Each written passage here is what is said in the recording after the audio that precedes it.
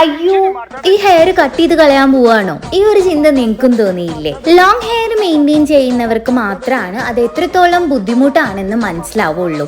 കാരണം daily hair wash ചെയ്യാൻ പറ്റില്ല, വാഷ് ചെയ്ത് കഴിഞ്ഞാൽ ഡ്രൈ ചെയ്യാൻ ബുദ്ധിമുട്ടാണ്, കെട്ടിവെക്കാൻ ബുദ്ധിമുട്ടാണ്, അങ്ങനെ കുറേ പ്രശ്നങ്ങളുണ്ട്. പക്ഷേ നമുക്ക് വരുന്ന കസ്റ്റമേഴ്സിനോട് ലോങ് ഹെയർ ആണെങ്കിൽ നമ്മൾ ഒരിക്കലും അത് കട്ട് ചെയ്ത് നശിപ്പിക്കാൻ പറയാറില്ല. അവർക്ക് അത് ഇഷ്ടമില്ലെങ്കിൽ മാത്രമാണ് നമ്മൾ അത് ചെയ്തു കൊടുക്കാറ്. ഈ ഒരു ക്ലയന്റ് ഹെയർ വെട്ടി നശിപ്പിക്കണം എന്ന് തോട്ടുള്ള ആളല്ല. ആളുടെ ഹെയർ അറ്റത്തോട്ട് വരുമ്പോൾ ഭയങ്കര തിന്നായിരുന്നു. ആ ഒരു പോർഷൻ മാത്രം കട്ട് ചെയ്ത് കളഞ്ഞ് സ്ട്രേറ്റ് ലുക്ക് തന്നെയാണ് ആള് പ്രിഫർ ചെയ്തത്.